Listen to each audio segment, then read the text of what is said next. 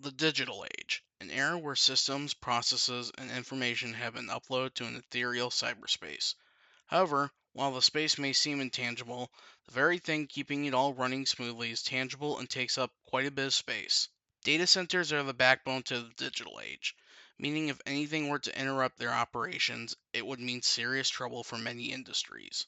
A few things can pose threats to the operations of a data center, first being power demands. There's a lot going on in our industry with increasing power demands. You have at the macro level, cloud computing continues to grow.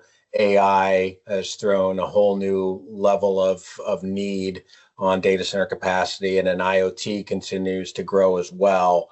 From a design perspective, we're looking at creating blocks, standardized blocks, so that as you grow, you're operating the same electrical, mechanical infrastructure.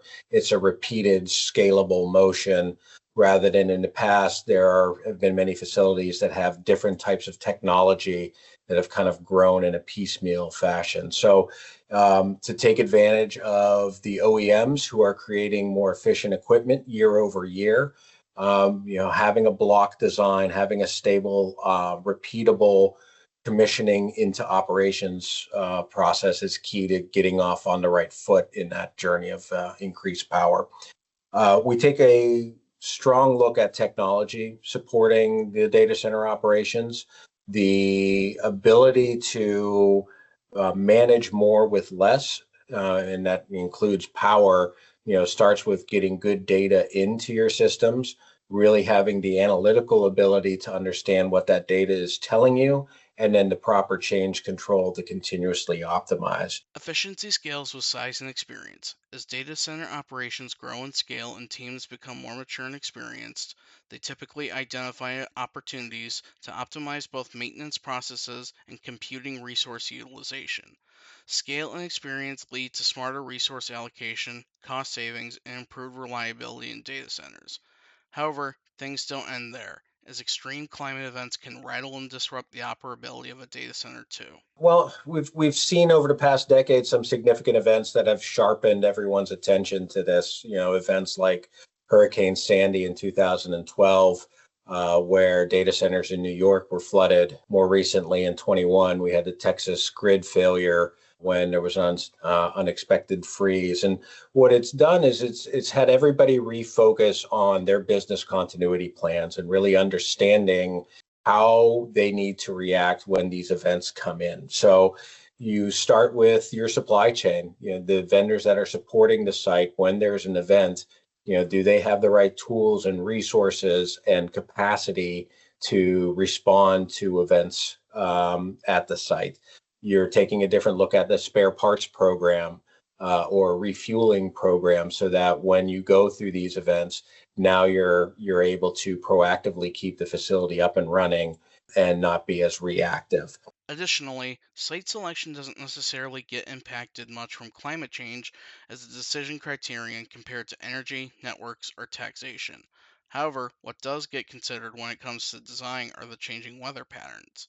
Traditionally, engineering firms will take a 20, 30-year look back on what the weather patterns are and how to design a facility.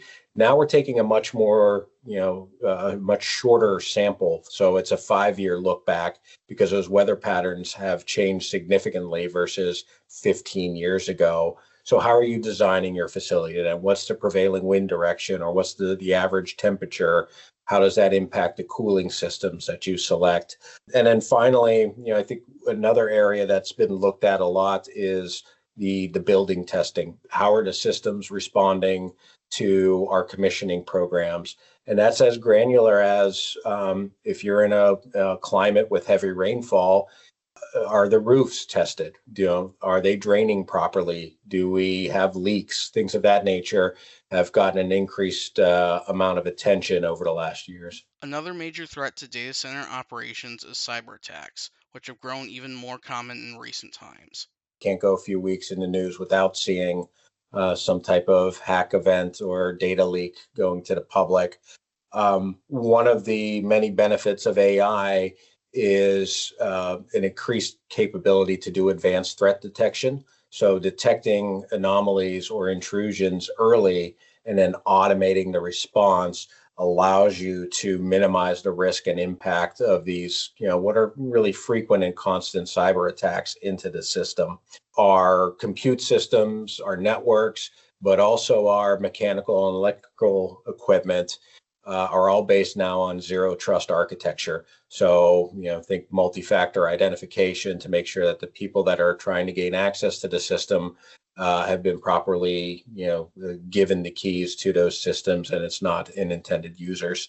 And then finally, one of the things that's changed a lot at the operating engineer and technician level is an increased awareness of having to perform security patch updates.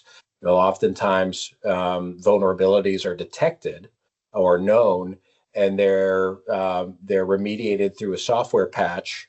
But if that patch doesn't get updated in the systems, then that vulnerability remains. So, as part of our regular maintenance programs and cycles and checks and due diligence, we're often ensuring that the software patches for those systems are the latest and greatest, keeping everybody protected. Tackling these issues requires not only understanding the individual components but also understanding where they intersect. Ultimately, creating a comprehensive strategy to address these problems is a balancing act.